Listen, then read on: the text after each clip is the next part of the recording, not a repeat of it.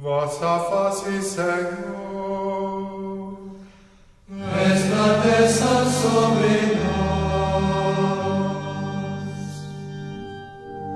que Deus nos dê a sua graça e sua bênção, e sua face resplandeça sobre nós. O Senhor esteja convosco. Proclamação do Evangelho de Jesus Cristo, segundo Mateus.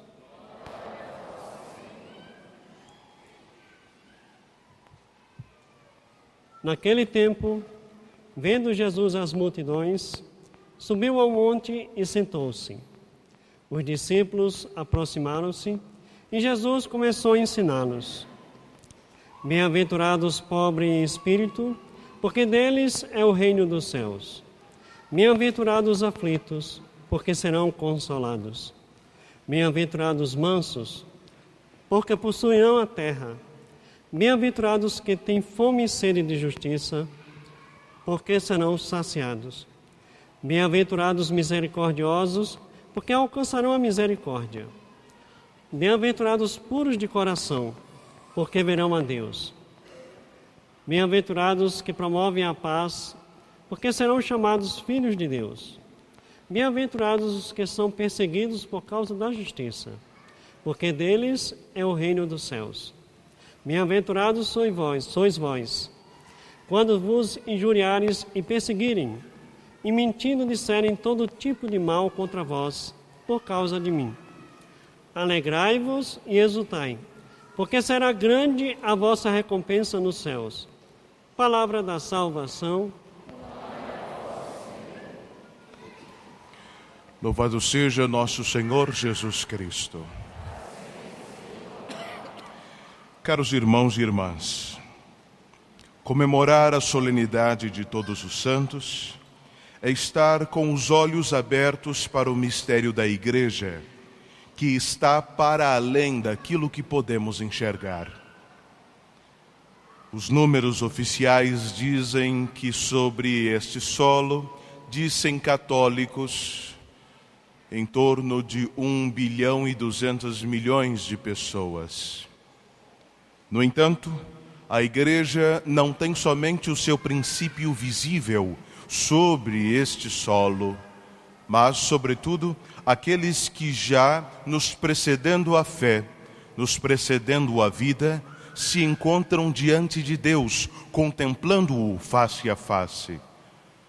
Portanto, comemorar Todos os Santos é também fazer uma comunhão que está para além dos limites estabelecidos entre o tempo e o espaço. É estabelecer comunhão com aqueles que são objetos de nossa intercessão e aqueles que também são os nossos intercessores.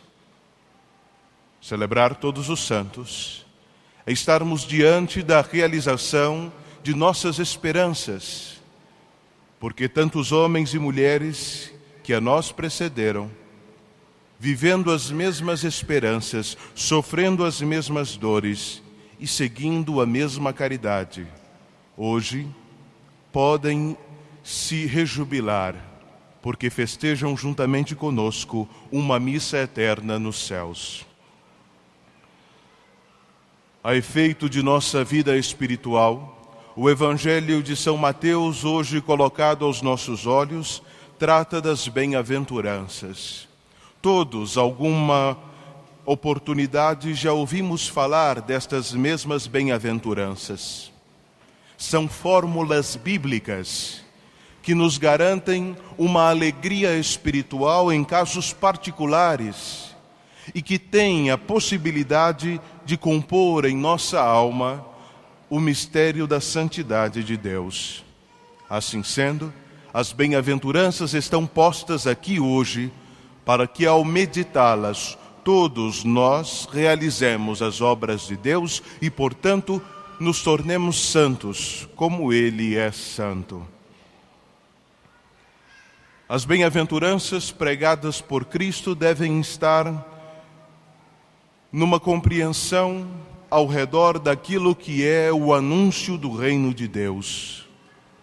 Jesus proclama: bem-aventurados ou em outras traduções, felizes ou até mesmo alegres, aqueles que estão numa situação que aparentemente é contraditória àquilo que o mundo acredita ser felicidade. Jesus diz, de modo paradoxal, felizes os pobres, felizes os mansos, felizes os que choram. Coisas diametralmente opostas àquilo que nosso mundo, nossa cultura nos diz ser a felicidade. Este reino de Jesus diz ao cristão que ele está no mundo, mas não está acomodado a este mundo. O reino de Jesus é construído pela comunidade daqueles que possuem o coração disponível para acolher a proposta de salvação que o Pai oferece em Jesus Cristo. Para nossa meditação, vamos dividir estas bem-aventuranças em 2 grupos.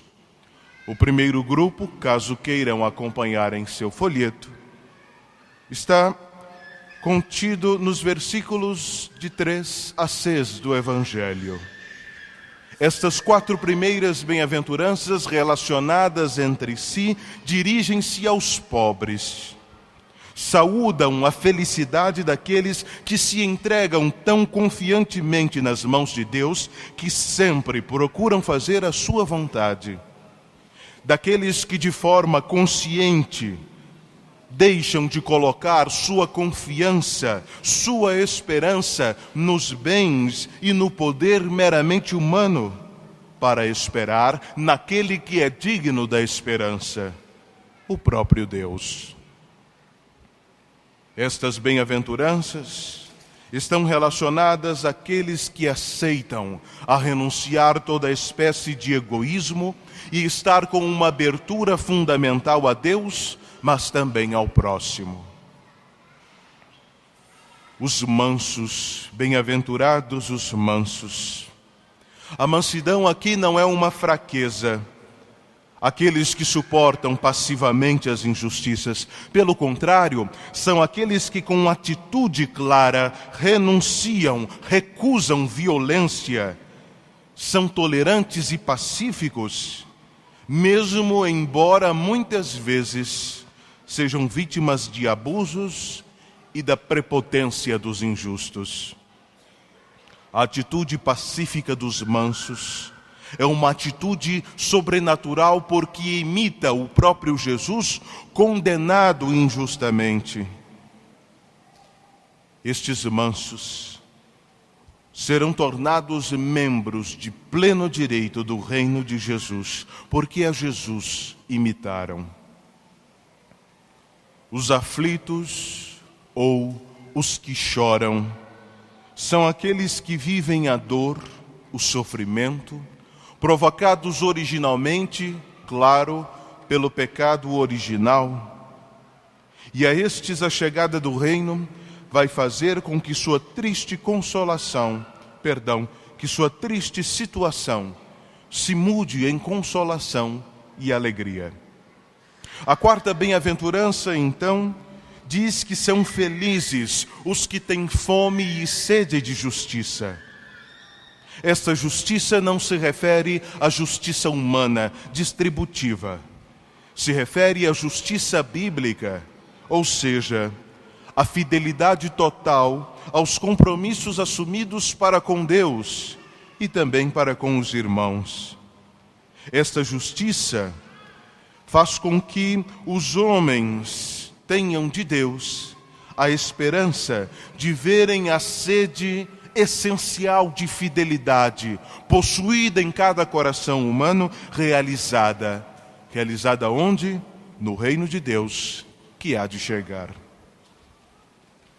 Já o segundo grupo das bem-aventuranças, dos versículos 7º ao 11º, são bem-aventuranças orientadas para a atitude, para a vida prática. Assim, Jesus espera de seus seguidores um comportamento, atitudes de verdadeiros discípulos. Bem-aventurados os misericordiosos. Misericordiosos são aqueles que têm o coração capaz de compaixão. São aqueles que amam sem limites, a exemplo de Jesus. São aqueles que se deixam tocar pelos sofrimentos, mas também pelas alegrias dos outros homens e mulheres.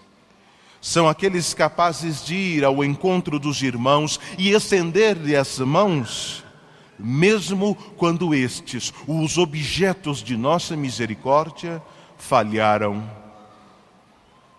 Bem-aventurados os puros de coração. Esta pureza. Esta pureza se refere a uma pureza virginal, divina, que está mais ligada ao interior, ao coração do homem honesto e leal. Estes puros de coração são aqueles que não pactuam de modo algum com a duplicidade e o engano.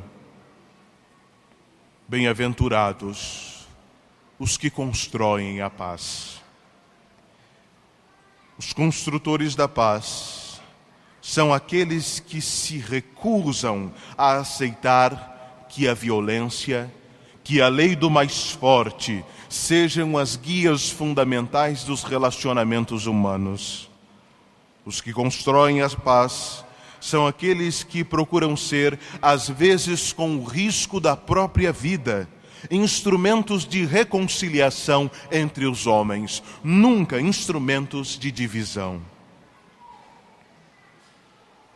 Felizes, bem-aventurados, os que são perseguidos por causa da justiça. São aqueles que lutam pela instauração do reino de Jesus, mas também são desautorizados pelos outros homens, humilhados, agredidos, sobretudo por parte daqueles que não possuem a consciência do amor de Deus. Estes são aqueles que fomentam a injustiça. Estes que não amam a Deus são aqueles que constroem a morte. Mas Jesus diz-nos: o mal não poderá vencer.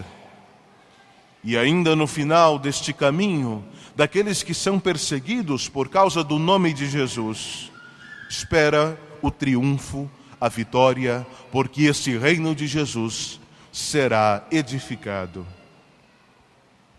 Este versículo 11, a última bem-aventurança, está relacionada à oitava. Dirige-se de modo muito concreto àquela comunidade onde Marcos já verificava que os seus membros experimentavam a perseguição justamente por causa do nome de Jesus. Convida-os aqui a resistir aos sofrimentos e à adversidade. Esta última exortação é, na prática, uma concretização desta oitava bem-aventurança. Enfim, no seu conjunto, estas bem-aventuranças deixam uma mensagem de esperança e de alento para todos nós, porque, como os outros santos que nos precederam, também caminhamos em meio às agruras e dificuldades da vida. Estas bem-aventuranças anunciam que Deus nos ama, que está sempre ao nosso lado, e mais, ainda nos asseguram a esperança da instauração deste reino de santidade, porque todas as nossas esperanças, todos os nossos desejos de felicidade e de vida plena serão realizados quando em frente contemplarmos o próprio Deus face a face.